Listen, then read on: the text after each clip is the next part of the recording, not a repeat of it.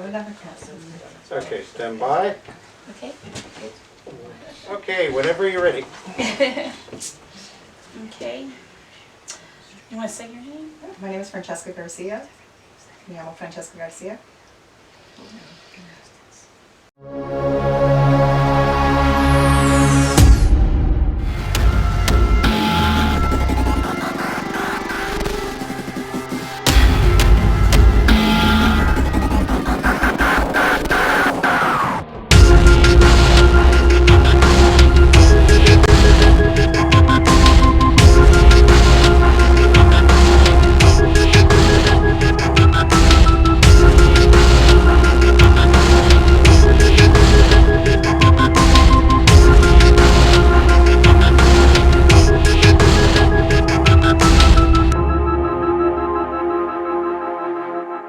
Hello everybody, welcome back to Supernatural I am your main host, Francesca Garcia, and in this special episode, we're going to talk about the mystical town of Cassadaga. That's right, Cassadaga, better known as the psychic capital of the world.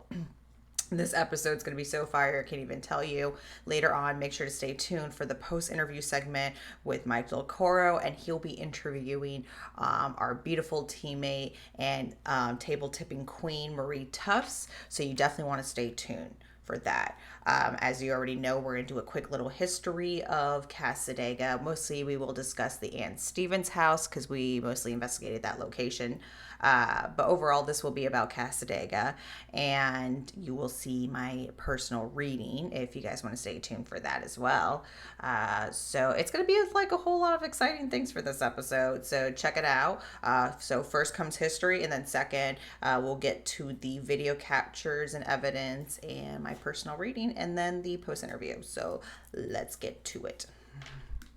So, the psychic capital of the world, better known as Cassadaga in Florida.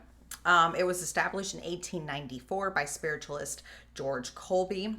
Colby was led through the wilderness of Central Florida by his spirit guide, Seneca, I guess that's what his name was, Seneca, if I'm saying that right, to an area surrounded, I guess known as surrounded by uncommon hills, I guess they would consider it. So, and that's what he wanted to be, was surrounded by these uncommon hills.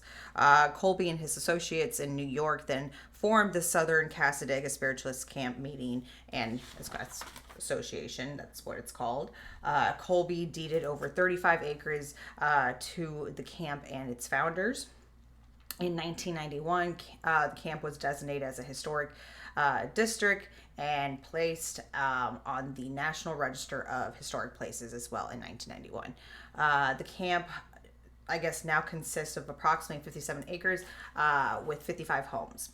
Many camp residents are mediums and healers, and who offer their services, I guess, to heal people going through. So we spend most of our time at the Ann Stevens house and digging in more into the history of the Ann Stevens house.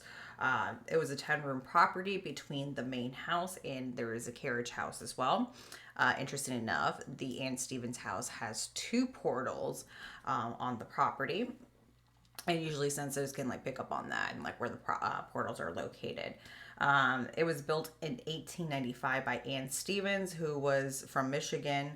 And she was one of the earlier, I guess you could say, not earliest, earlier spiritualist. So she came to develop Cassadaga during those early days. Spirits reported at the Ann Stevens house is Miss Ann Stevens herself. She's very proud and roams, the house.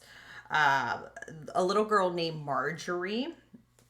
And rumors have it that there's this old school Victorian doll, and she kind of takes over that doll. I guess you could say that that's her host or whatever is that doll. She haunts that doll. And they say that she pretty much died at an older age. So she didn't die young. She wasn't this little girl that died, but she likes to play out or go back to her memories as a youth. I guess that's her favorite time from what I've heard. So I had a really good connection with Marjorie. Marjorie was my girl during this episode, or during this investigation, I meant to say. So stay tuned for that. We'll get to that in a second. But that's a little bit of Marjorie. And then the other one is Virgil. Virgil was like the gardener at the Ann Stevens house, and I think he lived like a couple houses away, but for some reason he seems to be like haunting that location. And other spirits are like Native American, so they say like it was built on top of Native American ground. A lot of Florida areas are, fortunately, but they say that there's like a lot of Native American sightings as well.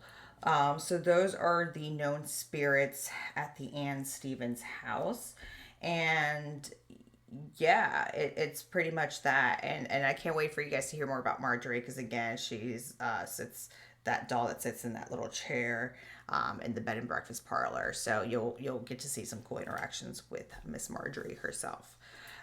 So yeah, that's a little bit of the history of the Ann Stevens house. Now let's get to our evidence and captures and what we discovered at this amazing location. So we went to Cassadaga mainly to record for a Univision episode, or Univision. And this was probably one of my favorite episodes from Univision. It was such a fun episode to film. I wish we could have spent a little bit more time, even though our investigation was just like right off the bat. Like it just, once you step in, it was like, I kid you not, I can't freaking talk. I kid you not, it was just like nonstop activity. But I wish I could have had like 101 more time than rather being on the go. When you do Univision, it's kind of like you're on the go. Like you're like filming action. It's just like nonstop. So it's like you don't really get to feel as like, even though we did do a paranormal investigation, it's just kind of like one of those things that I would love to go back and kind of like really enjoy it and do an actual investigation instead of being like on the go and like doing like, like the producing, whatever, not that I'm producing, but the directing, like just kind of gotta be here, do this, so, but anyways, the experience was really, really fun. And we were there for Univision. So we kind of went around January, around 2022, and it was myself, Eric was there, Joe was there, Jenny Armando, and of course, the table tipping queen herself, Marie, and her husband, Earl. Scotty was there, or Mama Queen Bear, Scotty Burns. She was there. Nicole was actually there. Zach was not there. He's our other founder of War Party, but his wife was definitely there. Nicole. Am I missing anybody? Everybody was there. And then we met some awesome psychics as well that we'll get to in my reading just one second. One of the psychics actually that did my reading, she was there and she was amazing. So it was just such a really cool experience. Overall, we all just kind of like, just so much going on that night, like so much. And again, you go with the doll, you go with the table tipping, upstairs, people are having activity in the rooms. Like it was just like nonstop. So I highly believe, about the vortexes that were on that property. Very interesting. Interesting fact, before we get to the video captures about Cassadaga, they're very, it's a town mostly by psychics and mediums, and they don't like, how do I explain it? The Hotel Cassadaga, we didn't stay there, but they despise that hotel. They wish it never existed. They really don't like too much tourists. They only like people visiting if they really need help, like psychic healing help and abilities that they're there to provide. But they're not really for, like, I guess, maybe people like myself, investigators, or like just people are curious, like they're like, oh, pictures all for the gram. They're not in for that. Like, so the Hotel Cassadaga, like, you got to be very respectful when you go there. So you kind of, to me, it's so important that, I guess, like, I always hear about the Hotel Cassadaga, and then that one cemetery that, if you sit on the devil's chair and if you leave they hate that freaking cemetery and they hate that Leviton. So they're very kind of particular in how they handle their thing. Religion, I guess you could say spiritualism, and I'm not saying that, I guess you could say I'm a spiritualist. I consider myself that way too, not in to that extent what they believe in, but they're very selective, and even to get on their and to even live in that town or to be in that church or that religion, it's so particular. Like, it's very selective, and you have to go through like this extensive training and everything else, I guess, to develop your psychic abilities as well. So it's very interesting how they see things. That if you ever do go, I'm gonna say you can't visit there. But just kind of mind you, they're not a big fan of tourism unless you really need to go there for like a real healing experience and spiritual experience as well. So highly recommend when you go there, be very respectful. Don't kind of go for like, oh, I'm here to see some ghosts. Oh, I'm here to see some psychics. Like, just don't be that type of person. Like, go with all full respect. Learn about the history of Cassadaga, and get to know these individuals because they're super amazing people. They're very friendly. So not to scare people off, but they're very, very friendly. And Cassadaga itself, that town, it's such a good vibe. It really is like your mystical town. Like I would think of like fairies and like all this stuff. Like that's what I think of Cassadaga. It's so cool. Anyways, getting back on track. Definitely we investigated more the Ann Stevens house, and mainly the highlight I think of the night was so much of the doll Marjorie, at least on our end, at least with what I investigated throughout the night. Our team, like just all our team, we got so much so much evidence. So I can only limit what I have. You can see the full Univision episode as well. They released some things that won't be identical to what I'm releasing. And the team, obviously War Party has done a radio show on Cassadaga.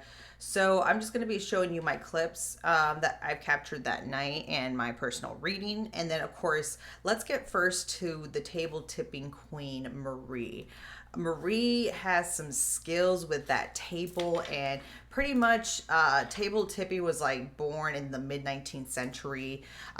It was like pretty much known as table turning, and it was a modern like spiritualism and form a way to do seances to connect with the dead, kind of like before the Ouija board was invented. Table tipping was like the thing, in other words, and you lightly just put your fingers on this table, and it's like, it reminds me of like Beauty and the Beast. I kid you not. It starts moving on its own and kind of going all these different directions. So when you first look at table tipping and experience it, if you were to look at a video camera, it looks so BS. Honestly, probably the clips I'm going to show you, you're gonna be like, these people are manipulating this table. This is BS. Like, it really, all I can tell you, you have to experience it to understand it and to know that it does work. It is a real thing. I've never witnessed such a thing in my life, and I tried it out for myself because me, as having a psych background, I do rationalize things a lot. I don't assume everything's paranormal, and that's what you have to do as an investigator. So I was like analyzing angles, everybody's fingers. Like I think everybody was like on that same page. Like, is this real? Is this really happening? But it really is like Beauty and the Beast. This thing's like coming to freaking life, and nobody's touching it. Everybody's like barely touching this thing, and you could see like there's just no way. Like the laws of gravity and everything. Just no freaking way. So by watching it, it looks very deceiving. Like it just looks like this is BS. Like it's not real. But I kid you not, it was such an incredible like experience. It literally just, that's what it reminds me of, Beauty and the Beast. But anyways, let's go to show you what Marie can do with this table. She like literally can bring this table to life. It's like her energy. It's like she like is like the conductor. Like she literally has this connection with this table. And sometimes you can just see she just like takes her hands off it, and this thing's like, so there's no way this girl's manipulating the table. But anyways, let's go check out the table tipping scenes, and let's see what you guys think afterwards. Check it out. My knee is gonna keep it up now. Whoa. Hey, let go. Whoa. Isn't that weird? Isn't the feeling? Thank you. I'm sorry. I'm sorry. I want to like try it next. It's so cool. Sorry. Oh my goodness. I've never done this. It's so cool. It's the weirdest thing ever to feel that. Thank you so much for doing that. I want to see you run away. Yay! Isn't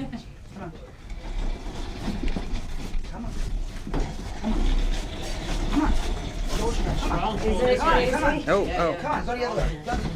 It's a strong. It's a strong energy. This energy of this is really crazy. Yeah. Wow.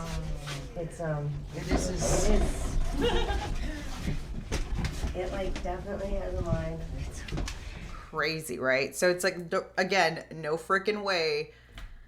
There's no way. So I know it may look kind of BS maybe on what I'm showing you, but I hope one day if you guys ever come down to Florida to one of our events, Marie's there, and she, especially in Yesteryear Village when she's at the Firehouse. Firehouse is such an active place, by the way.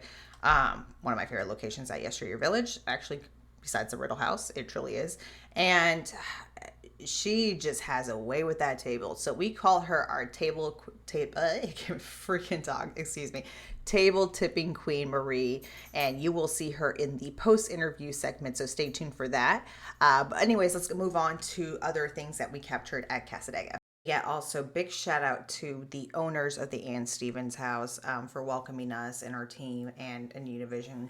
I know sometimes with filming, like things can get a little uptight and kind of maybe annoying for others. So definitely big thank you and shout out to the owners, Emily and Shane. I believe that's what their names were. They're so nice, and on top of that, like I felt like we just all like were connecting. It was just very cool, very actually inspired. I think Emily to get herself a music box, but we'll get there to a second. Actually, let's get to that topic actually now.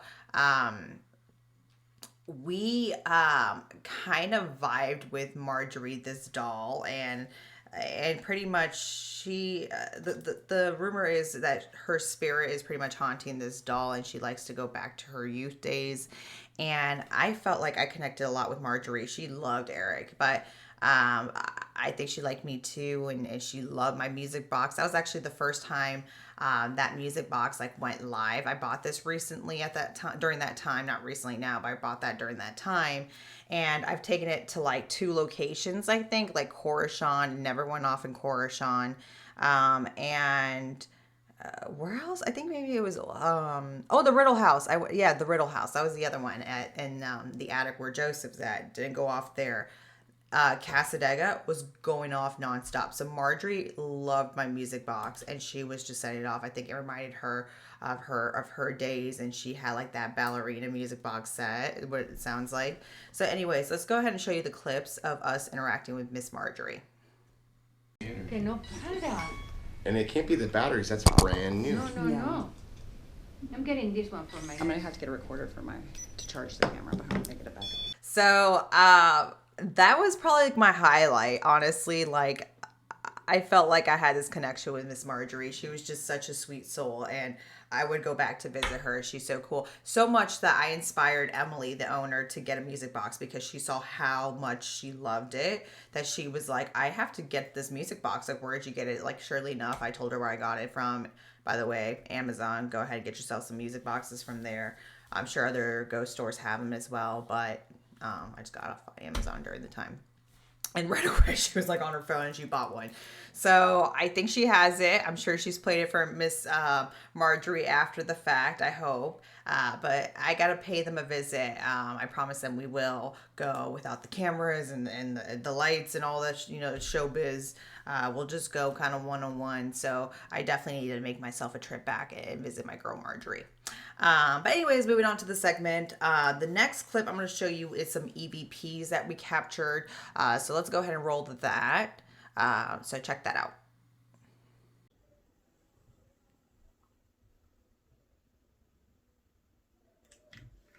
Oh, we got something for sure. So last night we were in this room and I got this overwhelming sense of anxiety, shortness of breath.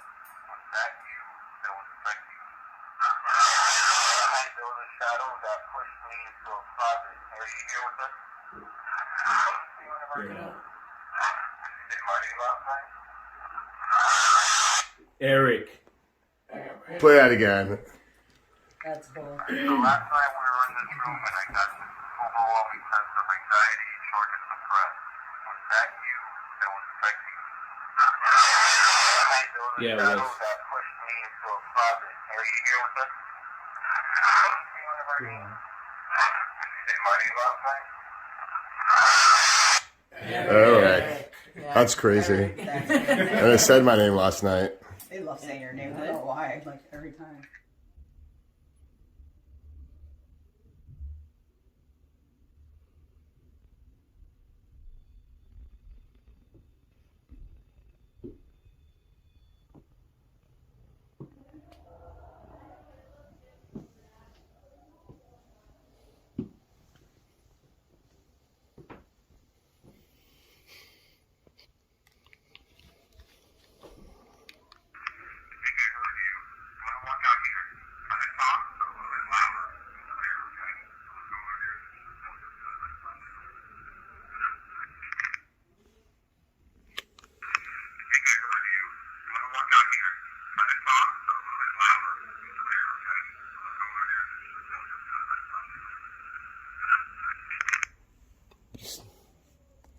Oh, you said my name.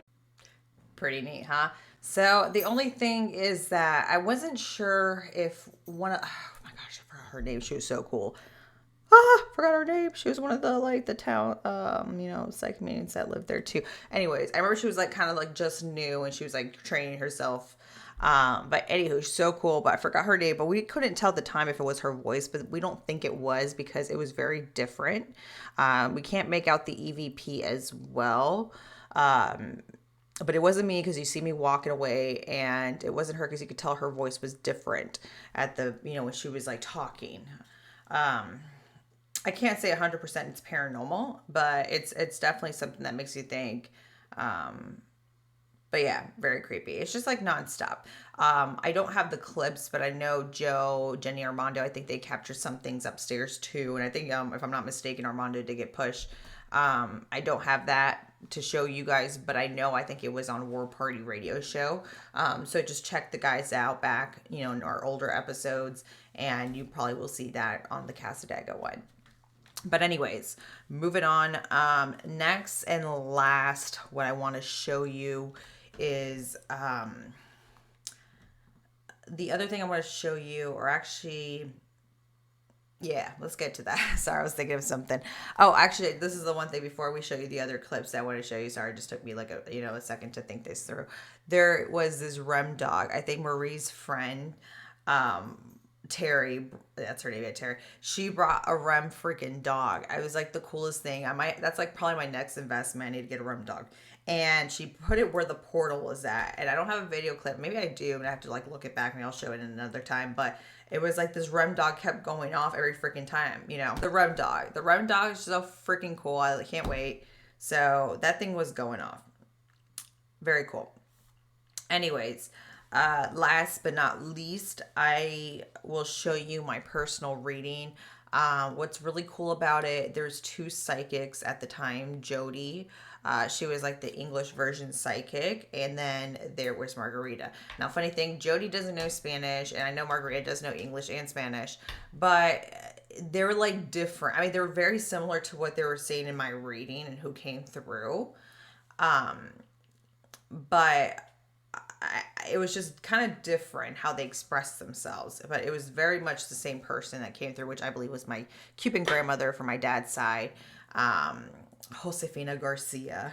I love that woman, and I called her my Aya, so she was very close to me. And anyways, I'm gonna show you that clip, and it's a full on 8-minute long clip, I believe, so, or maybe less than that.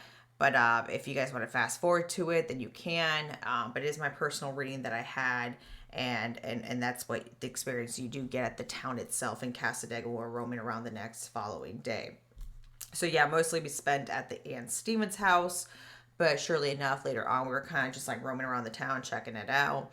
And it was just such a cool experience, having two different psychics reading me. One in Spanish and one in English. So, and then on top of that, I forgot. And on top of that, like I had an SLS camera. I don't know in this clip if you could see that. Maybe I think it cuts it off. But there was an SLS camera kind of recording me at the same time. And you could see a stick figure kind of just hanging out in the background. So I believe it was, I believe it was my grandmother. So it was very, very cool. And everybody else on the team had their own read too as well. Except Eric. Eric got gypped out of his read. Poor guy.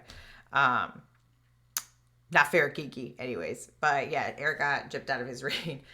Hopefully he'll get his read made up to him.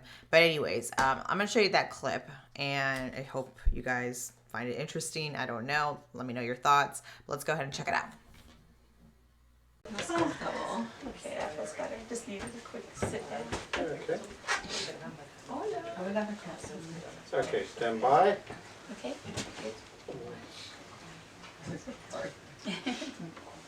Vamos a necesitar que nos digas tu nombre. Oh, Francesca Garcia. Okay, wait, one second. No, que el primer nombre. Oh, primer nombre. Y Okay. nos saluden y digan, hola, yo soy Francesca. Para coger tu energía. Okay. Porque usualmente si se está haciendo, what I'm saying is, if we're doing a service, there has been like a preparation before of a kind of a prayer, kind of, you know, and when we do readings, Or meditation. or meditation or something, yes, Yeah, this okay. is boom boom, let me put a hat and take it off. Yeah, and usually like when we work in tandem, like I don't understand, you know, Spanish, so for me, I'm feeling more your energy and Okay. energy, and then spirit's energy, and then just working together with it, like So trying to yes. Yeah. But usually it's how it comes across when people are talking too. Here, 'cause the It helps camera's with rolling. energy of spirit. So Take it. it's different for me too this way. Double check. That's interesting. You know, So, we're just kind of being versatile right now. That's awesome. Okay. try to go with the flow. Exactly. Go with the flow, right? That's what Ed would always say. Go with the flow. I Go like with the that though. I like that. Okay, whenever you're ready. Okay. You want to say your name? My name is Francesca Garcia. Me llamo Francesca Garcia.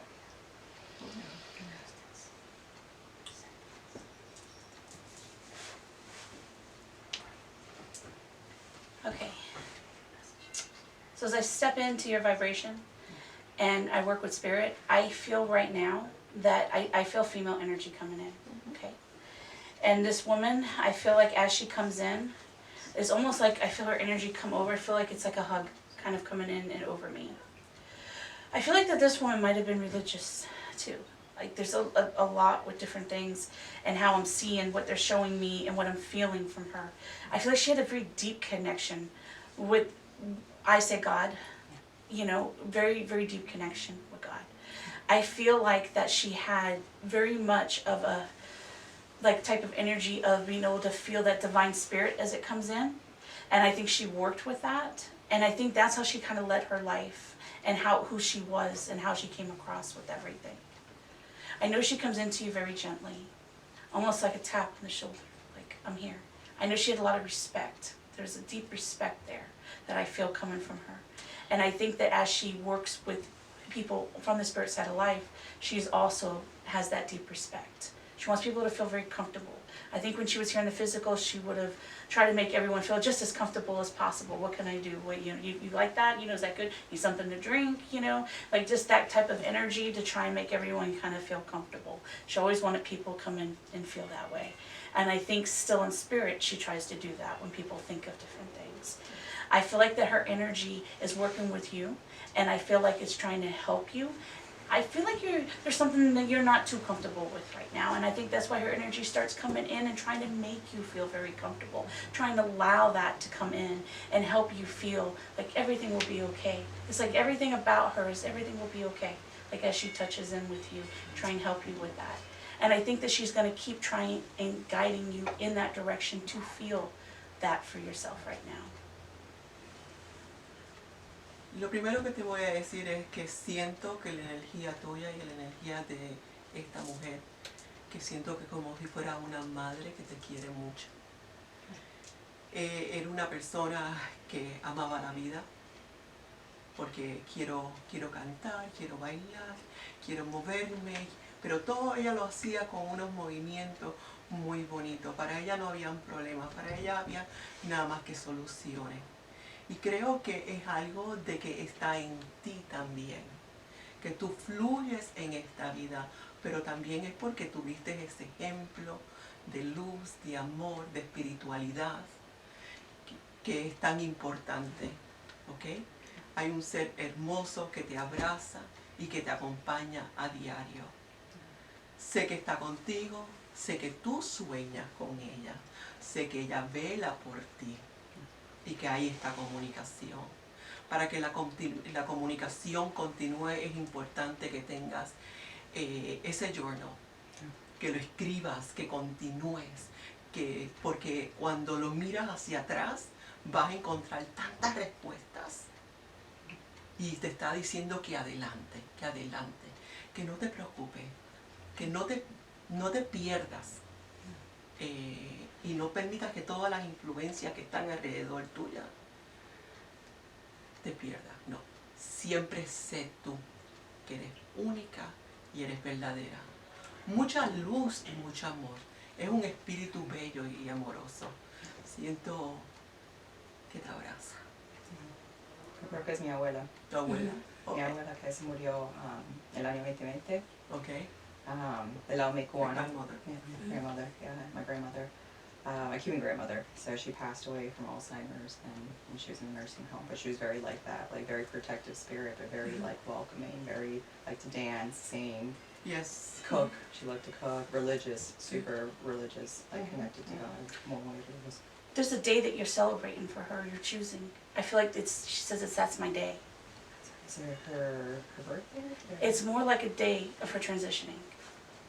Pass. There's something there between the two of you. I feel like she says, that's my day. Not birthday, different day. And I feel like that might be something either between the two of you or between family. I'm trying to think. You have homework. I know, it's like, I do, yeah, it's like a lot I have to think about it, like, yeah. Yes, yes. I don't want to say like celebrate her death, but celebrate her transitioning.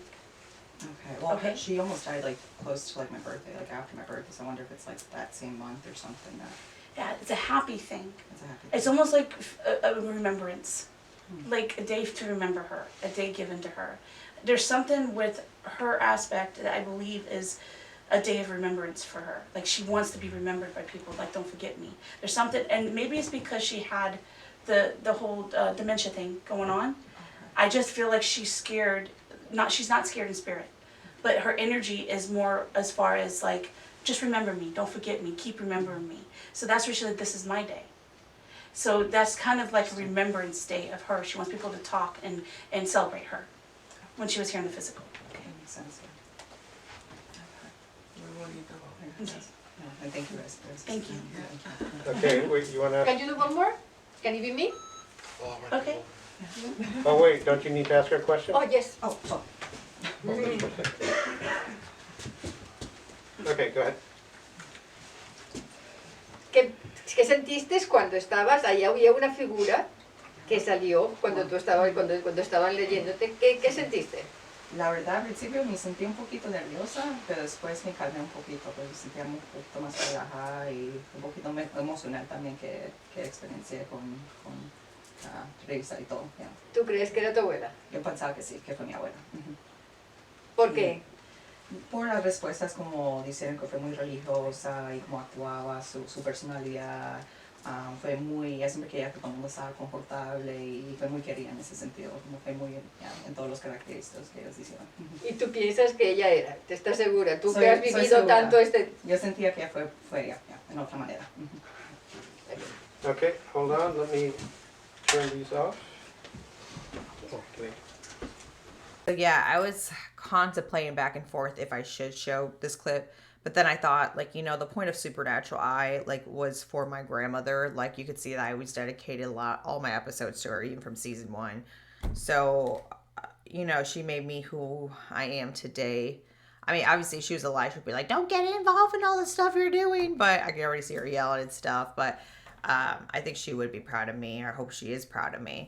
But I love my grandmother. Sorry, even talking about it gets me kind of emotional. I don't even want to, like, oh, the tears. But anywho, so yeah, I love my grandmother. And, you know, it was just a very, sorry. Oh my God. It was a very emotional and heartwarming experience. You know, it really was. It was, I can't tell you how I felt that day and the vibrance of her being there. So let's go ahead and check that out. But it was really nice. So love you, Aya. It was quite the experience. I think everybody was like, you know, had some tear jerkers time and time. My grandmother was just pretty much giving me her advice in the Spanish read for those who don't understand. Telling me to not give up and you know, to focus and not be lost and distracted, and just focus on what I'm doing, in other words, and that she'd be around. So it's just kind of like those, you know, like just inspirational things. But again, I highly recommend Cassadaga, and be respectful, go with an open mind. It's a really, really cool, fascinating place, and the people there are so friendly and warm and welcoming. And they're just all amazing. It's honestly such a cool town, and go with all respect. So And what I meant to say earlier, not that they hate the cemetery, they just hate that urban legend of like, you know, what it represents. So let me correct that. It kind of sounds like, oh, they hate that cemetery. So I didn't mean to say that. Like they just like don't like the urban legend aspect out of it. And people just coming in with like the Hotel of Cassadaga. Like they don't really like the Hotel of Cassadaga. They wish that could get burned or not be there. But they don't like the Hotel of Cassadaga, and just like the people that come there and just kind of like not disrespectful to the town, but just like kind of like what they assume or think of it. I don't know. Anyways, can't find the word I'm coming up. But the point is, go with an open mind and respect. Highly recommend it. Check out the Ann Stevens house. If you're going to stay in Cassadaga, don't go to the Cassadaga Hotel. I mean, you can if you want. They say that's haunted too. I would say definitely check out and support the Ann Stevens house because that place is amazing. Like, amazing. It has to be better than the Hotel Cassadaga, I would think, hands down. And support owners, Shane and Emily. They're amazing too. So I'm definitely going to go back. I'm going to check them out, give them some business and support. So thank you again, guys, for allowing me to stay, or not stay. I wish I could have stayed, but allowing me to like pretty much, yeah, stay and investigate. So that's why I meant to say. Jeez, I can't freaking talk. What a tongue twister. Anywho. So yeah, that pretty much wraps up this episode of Cassadaga. That's what we captured. Moving on to the next segment will be Miss Marie herself, the table tipping queen. You will see how she works those little magic fingers and puts that table to work. It's so amazing. So go ahead, stay tuned for that segment coming up with my Delcoro. You know, my boys got those interview questions lined up. And I can't believe we're like literally 2 episodes away. That's crazy to me.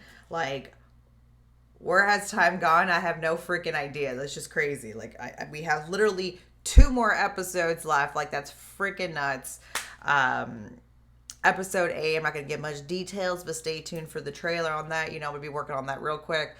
Spooky season is near. So, yes, we're going to be back to back with events, and I'm gonna try to release my episode in October, but we'll see how that goes with talking to my advisor and the next upcoming release date for that. But anyway, stay tuned for the trailer. But October is gonna be a very busy month, and I can't wait for spooky season because I'm already decorating the house. Like, you know, it's that time of year where your girl comes to life, you know what I'm saying? Because this is like my favorite time of the year. Woo! Love Halloween. Love Halloween. I'm sure everybody else does. Anyways, also, don't forget to subscribe to Paraflix and watch The Haunted Files. Season 2 is going to be coming out soon, and it's just going to get a lot more spookier from there on. Your girl will be on a couple of episodes, as you already know. And episode 1 is just going to be very, very fire. I promise you that. And yeah, check out our events at War Party Paranormal. Again, October, we're going to be back to back. So your girl will be in those events as well. And check us out, the Paracons too. You got the Herd Opera House that's coming up here.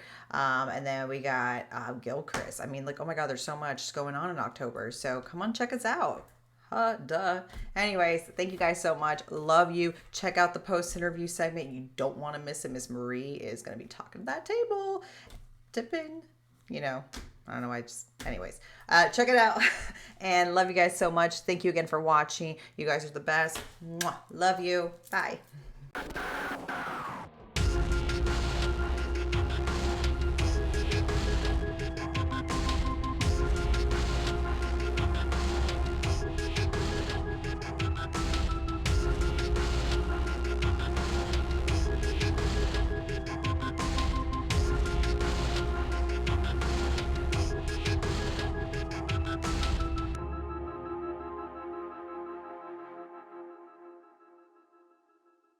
Good evening, ladies and gentlemen, boys and girls. My name is Mike Delcoro from War Party Paranormal and the Haunted Files, and you are watching the Supernatural Eye post-interview section with me, and I'm here joined with Marie Tufts, and she's a fellow teammate, an awesome person, and a great investigator. So how you doing, Marie? Good, Mike. How are you? I'm doing fantastic. So this episode is on Cassadaga, and when you guys went up there, and I have a couple questions about, you know, the investigation, about Franny, because this is her show. So, do you remember when you met Franny? as part of the team, I met Franny, and that's where we clicked. She's awesome. She We've is. got really good juju together. And then when we up in Cassadaga was really when we gelled, when it Yeah. was good. Such a good place. That place that was a great investigation. But other than that, just from the team that I met Franny, but Yeah.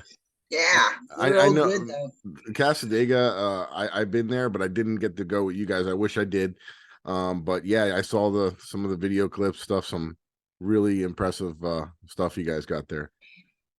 And that was a while ago too, and we've come such a long way, but that was such a great investigation, and it really made for good Yeah, stuff. do you remember any of the equipment that you guys used during that investigation? Well, Franny, I think that was the night of her debut with her music box. Yes. With the piano music box. That was, she actually thought it like didn't work and spent $400 on a piece of garbage. And that night it wouldn't shut up. It just wouldn't stop. It just kept going and going and going. And she thought it, like I said, she thought it was malfunctioning. It was a broken, yeah, it was just like another piece of gadget, expensive gadget. But that night, and it's so funny because other places it does nothing. And then when it does it, it just goes and goes. But that night in the Ann Stevens house, in front of that doll, it was amazing. What did we do? It was a lot of, we were just like really taken by that music box. I love that thing. It's really neat. And like I did a little inspection when she got it, like I was checking it out, and it like calibrates itself to 0. So like if you set that thing down, it'll calibrate itself. So something is manipulating it. Something is in front of that sensor. That's for sure. It doesn't really get false positives. It's a great little device.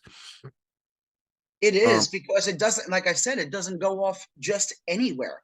She's had that from that video, from that time that we were there. She's had it many places, and it never reacted like it did that night. We were all astonished the way it acted. Sometimes it could sit there for 2 hours and not even play a note. Other times it just don't stop. Yeah, it's a great. I know I want to get one. They're expensive, but they're awesome. Yeah, they're very expensive. Do you remember when how long ago this investigation was? I mean, approximately. You don't have to go. No. Maybe 8 months ago now. Yeah, it was a while ago, right? The way time flies, yeah, I want to say about 8 months ago. But we've been going strong since then. But that was when it really all came together. Was that night when Franny and I and the team and Joe was there, right? You weren't there, but Joe was there, and then we took the table out to the patio. Yeah, we want to talk about that. Wow, that place had amazing energy. But that's when we all really gelled. It was a good 8-10 months ago now. As a matter of fact, it's coming up on October, so it maybe almost even coming a year, up on yeah. a year.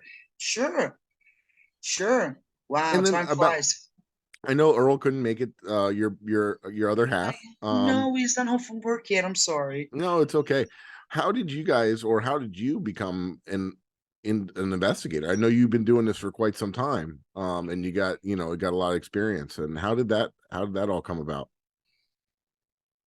Well, Earl and I are married 40 years, so we're married like forever. But a gazillion years ago, back when the shows were all big and ghost hunters and everything like that, and it was the silly little ghost walks. It was the ghost walks that really got you intrigued. And this is one of those hobbies that is very addicting, very addicting. And once you get into this, but it was, in the beginning, it was a lot of the shows and a lot of the walks and, and ghost tours and everything. Then we figured out the name of the game was to get to a place to find out. You pay $10, $20 to get to a place to find out who to talk to. Who do I get a business card from, and where do we go from here? So you pay $10 to get in the building just to find out the information, and then you go from there. Yeah, it's all about networking, isn't it? And money, and you can get in anywhere. You really can. It's all about networking. I'll give a cough along with you. And it's all about networking. And but that's what we did. And because we are married and our kids are grown, we started to take vacations, and they were always a trip, but paranormally inclined. Yeah, no, I tend to do that now too. Even if we're going anywhere, like I'm going somewhere with my girl, and I'm like, let me see what's in the area that I could stop by and check out. Always. And back then there were apps like where's the most haunted places and when you were going. So we'd be driving and we'd drive through a city like Winston-Salem, North Carolina, or something like that. And you say, what's the most haunted place? And we'd pick a haunted hotel. Or what they say, because everybody has one of the most haunted places. That's right. You look, right? Everywhere you look, one of the most haunted places. Well, we picked that place. That's right. We picked some really amazing places, but they're like little bed and breakfast. But it's fun, it's fun, and to have a partner that or a husband or a wife that's into it with you, that you guys could travel and do that. That's really awesome. Yes. Did you ever have any personal experiences like growing up that kind of got you intrigued, or anything that you would willing to talk about? As far as paranormal stuff and anything of that nature? You know what? No, but myself, if you want to get into me, I feel I work on energy and I work physical, but I've always felt that as young. I never really had a paranormal experience, but I've always been that kid that I'm old, but I've always been that kid. So we didn't have a lot of toys and stuff. I'm 67 years old, but I'm talking in the 70s and stuff.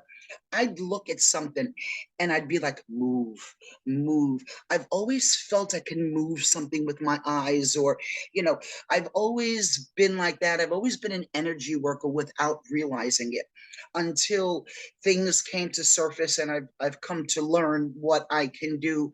But I've felt more in tune with the flow of energy, and I'm real big on believing that all of this, Mike, is energy. Oh yeah, and I I agree. think I really do, and I think that's what we're coming to find out. And there are no experts. There are, correct. because this 100%. Is why we do it. This is There's why we do nobody's going to be an expert until they're dead and gone, and that's the sad truth. And you know what? It really is, because I've lost two people that were so dear to me and did this, and why haven't they come back? I haven't, or Tim Yancey did this a lot, and why? So I don't know what's over there, but there is so much over there, and it's the fear of the unknown that keeps us going. You go into a place because it's an addiction. It's an addiction. The equipment and everything. The equipment is for validation. It's for, I would hate to talk to you. It's so rude if you're standing here and I'm talking to you here.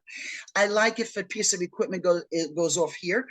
Oh, now I know you're here. How rude of me to talk to you like this. So you use equipment for validation or to look in a direction.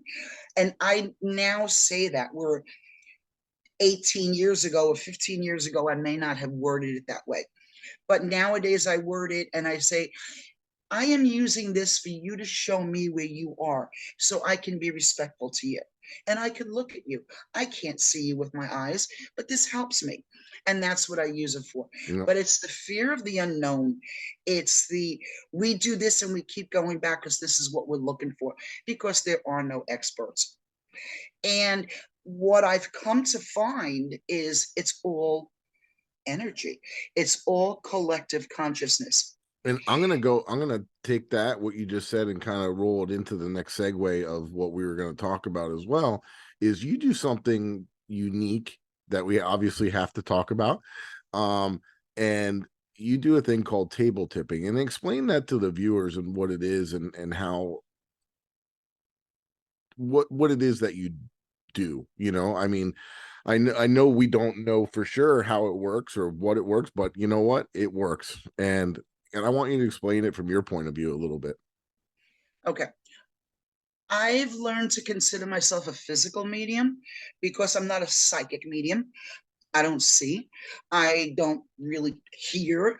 I could feel someone standing behind me, but I think, again, it all attributes to energy. Now, with the table, I've learned a lot about the table. I have a way of raising my energy. I can raise my energy that I actually get absolutely crazy and almost embarrassing and very theatrical. And I know it. But the more theatrical and louder I get, the more the table responds to it. And you're so right. I've seen it. I've been firsthand. I've videoed it. I watched it. It's incredible. So it just is. real quick for the people that are listening, it's like from the Victorian era. You have like Okay. a small table that's has 3 legs on it, so it can, you know, if you had four legs, it's definitely not going to tip. So if you have 3 legs, and what you do is you just rest your fingers on it, and you're using your energy, and you get a couple people around it, and everybody's shared energy, and you can manipulate the movement on this table. And with Marie guiding people and doing this, I've seen some stuff that's just blown me away. Thank you, Mike. And I believe what I'd like to call it is collective consciousness, because I have a way of raising my energy, and the people that are coming to our events, they're anticipating it. So they're already in that frame of mind. And I think the more energetic and animated I get, the more I'm encouraging the people on the table to get animated. And therefore, I am raising their energy. Raising everybody's energy, your By own and the people. Yeah. Jumping up and down and getting theatrical and everything. Hence, I'm creating you to get crazy. And what it is we're all on the same page. Yes, I totally agree with the one one human consciousness, if not more. I've witnessed big, strong, burly men like putting their hands on the table, just barely touching it, veins popping out of their head and sweating and just getting like confused because their energy is drained from, because they're transferring their energy into the table and sharing it with the people that are on the table. Very, very wild stuff. And if you guys, I think Franny had put some, I don't know because I haven't seen the video yet, but I'm sure Franny put a couple clips in there, or if you could check them out on any of our YouTubes or the War Party Paranormal stuff to see what we're talking about. I mean, kind of segueing back into Cassadaga, at the Ann Stevens house, do you remember anything that was like really stood out to you on the paranormal side of things? Well, you did mention the doll. That doll had now that I could pick up on, because I'm an energy worker, and I could pick up on energy, and that doll had a lot of energy. And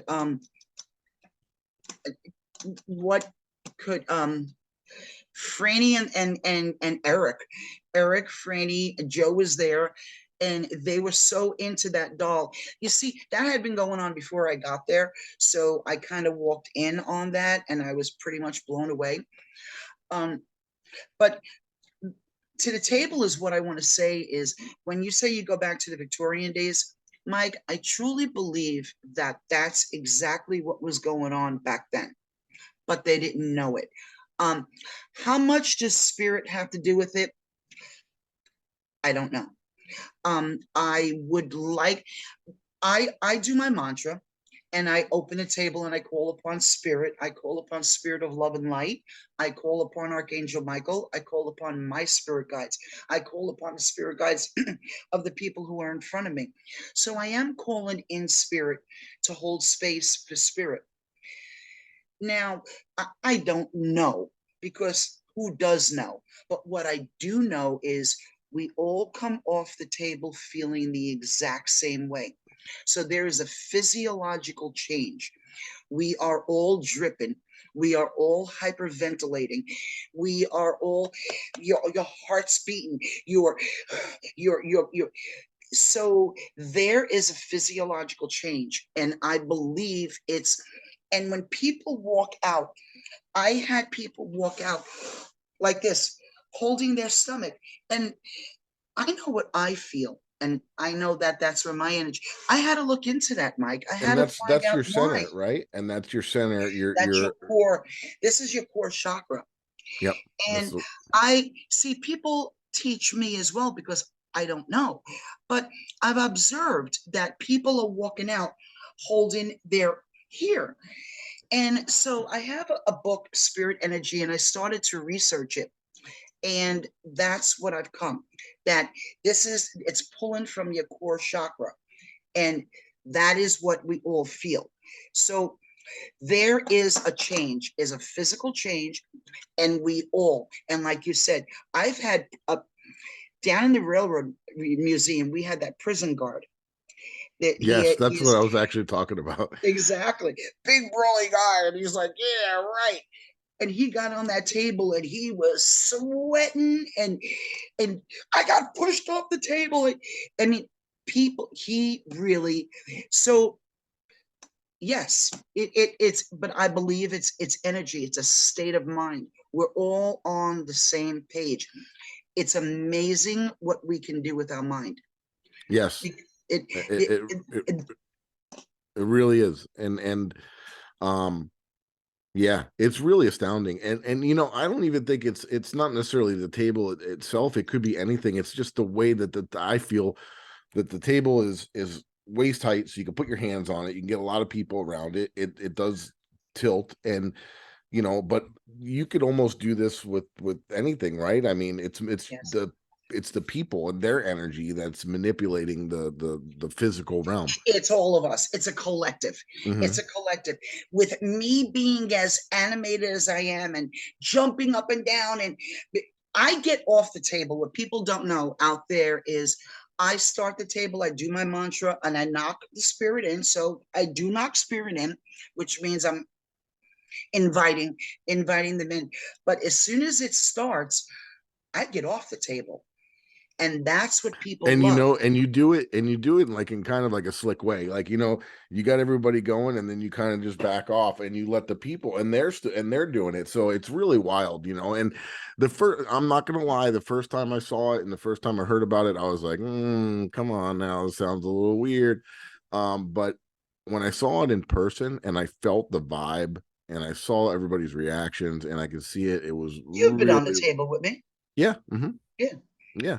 But the first time when I saw it in person, it really changed my perspective on things. Absolutely.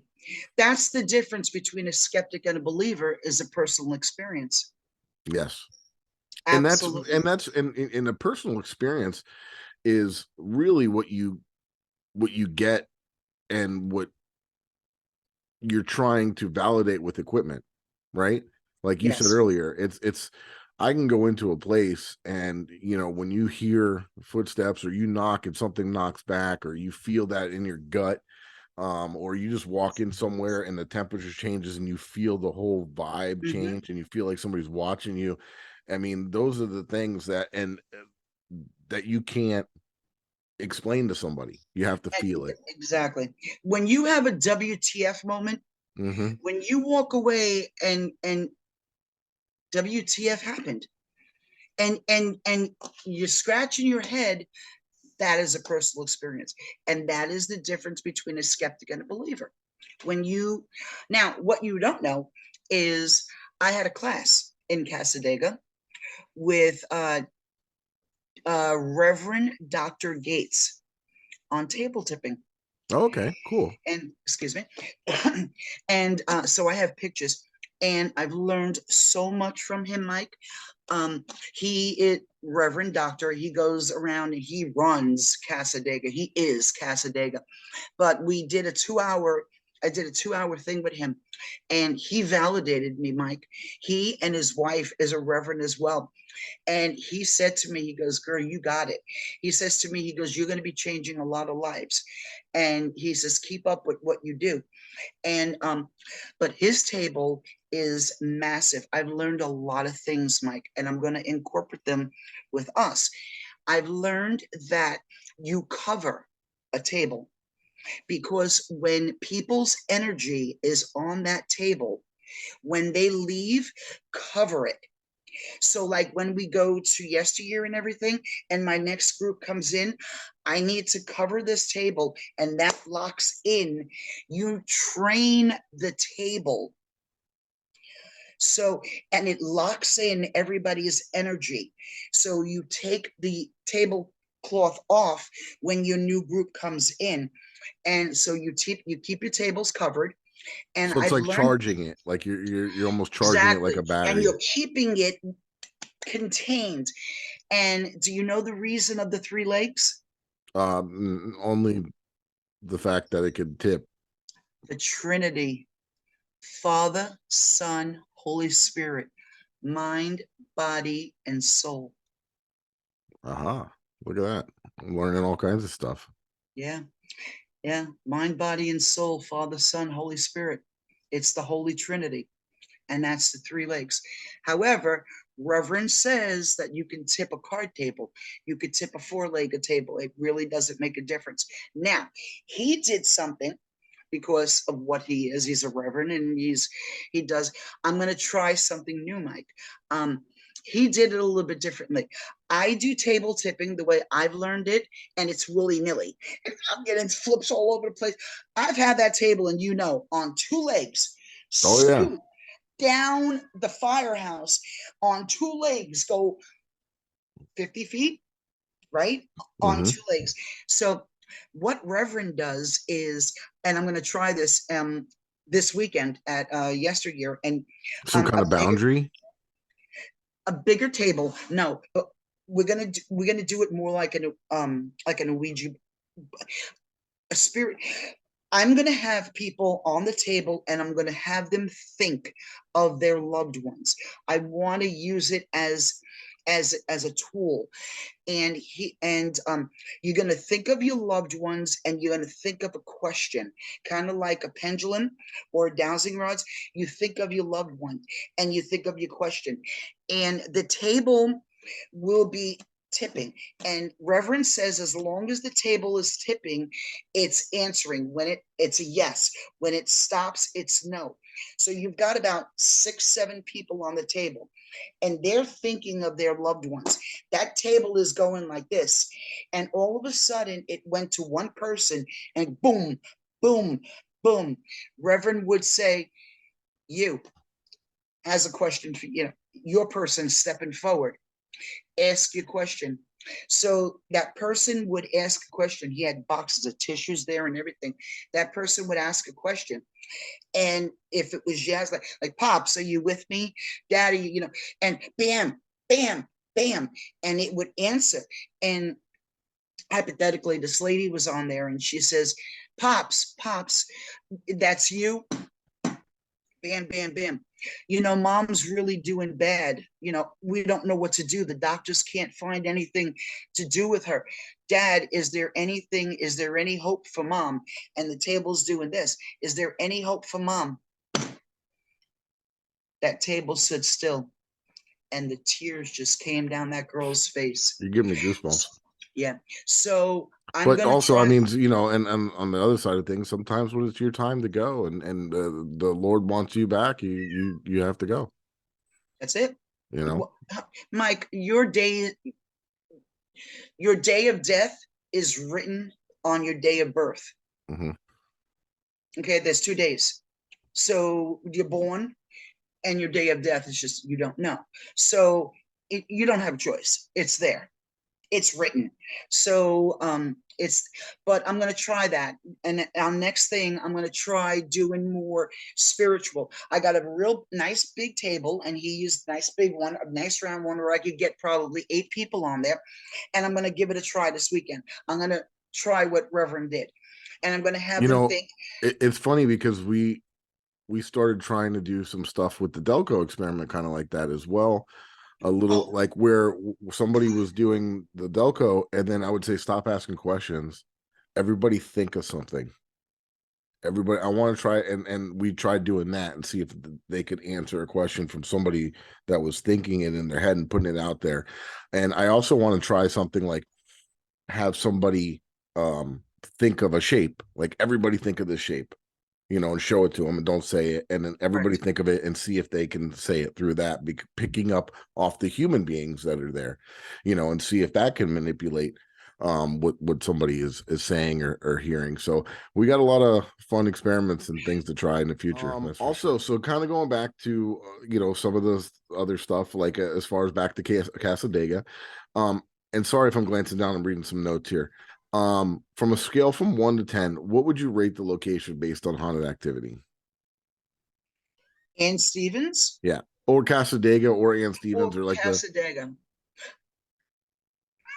Cassadaga, is them and us. Yep. You know that. You got the paranormal investigators, and then you have the spiritual. You have the hotel. Oh yeah, well yeah. You have the hotel, which is them, and you have the spiritual, which is us, which they really are not thrilled with the hotel. They don't believe the hotel is true. Cassadaga. What do I? Cassadaga, I'd say is a 9, 8, 9 if you go the right places, like Reverend. You go. When I did table tipping, maybe 8 years ago in Cassadaga, I thought it was extremely theatrical. I paid to go to an event, and I thought it was quite theatrical. But I rated. I think the hotel is with the mediums and psychics and everything like that. It's what it is. It's a house that holds, is very old. There is a portal. There is a portal on the first floor when you go around the corner between room 4 and 10. There is a portal. Well, I have a story. You want to hear it, Stuart? Okay. Yeah, years ago, we did an event in Cassadaga, and Earl has a big wallet in the back of his pocket, to the point where, men's jeans, they're worn out. The night before, we had dinner at the Salvador's, and all the girls were talking about Earl. Like, Earl, how do you sit on that wallet? Your ass, how do you sit on that wallet? It's so big and everything like that, right? The next morning, I was out on the credenza having coffee. And the big, it's a postage stamp. There's nothing in there but a bed. There's not even a TV. There's a clock radio. Earl was all over the floor. He could not find his wallet. I was out on the outside, the veranda, having a cup of coffee, and Earl opened the door and he goes, Marie, I can't find my wallet. Shit. The night before, we were just talking about this.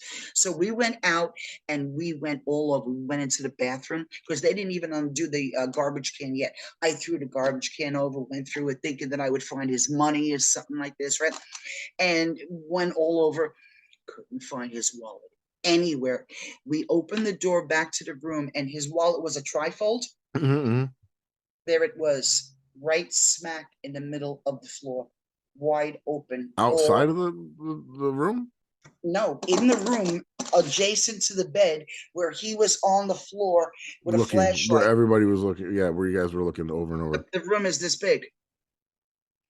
When we left the room and went outside looking, when we opened that door, it came back. It was back. His wallet was a trifold open, the whole 3 open, wide open, right smack in the middle of the floor. Unbelievable. So there's a portal, and somehow or another it shifts between room 4 and room 10. Things disappear between those 2 rooms. Very cool. That's amazing. And his wallet was one of them. His wallet was gone, Mike, and it was there on the floor. There is no way he could have. How could you? Yeah, how could you? I mean, again, it's this thing. There's not even a TV in there. He was on the floor, under the bed. There's nothing. Unbelievable. Nothing but an armoire, a sink, and a bed, and a clock radio, and it was open. So, things like that. Cassadaga is pretty cool. I like outside. I like the bookstore. I like the individuals because they're true. I love Cassadaga. Cassadaga's an awesome town.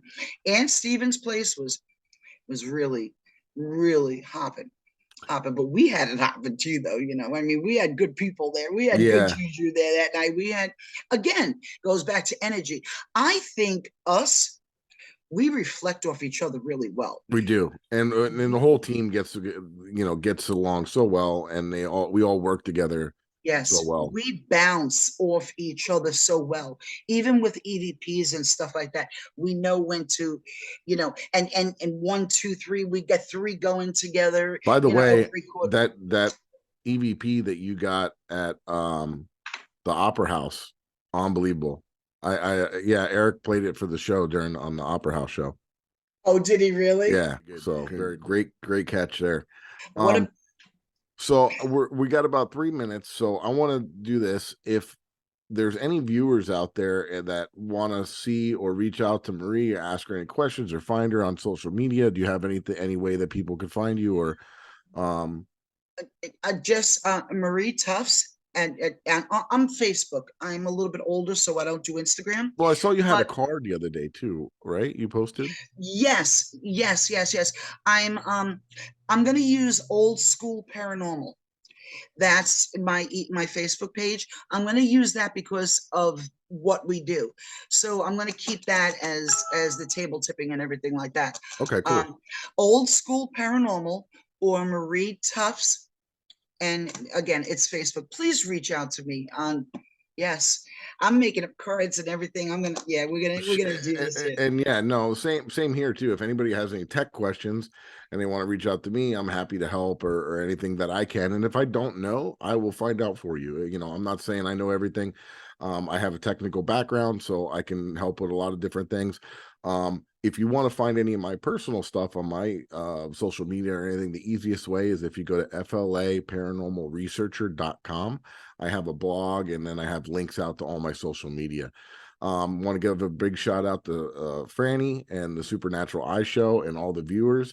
Thank you guys for joining and tuning in, and it was awesome to see you, Marie, and hopefully I'll see you this weekend coming up. Thank you. You sure will. So thank you for all your knowledge and everything, and it was fun. Thank you. And thank you, everybody. Please reach out and watch us. We're great. We have an awesome time. And don't forget, watch these guys. Don't forget to check out the warpartyparanormal.com for upcoming events and the Haunted Files on Paraflix. There you go. Have a Thanks, good night, guys. everybody. Have a good night. Take care. Bye.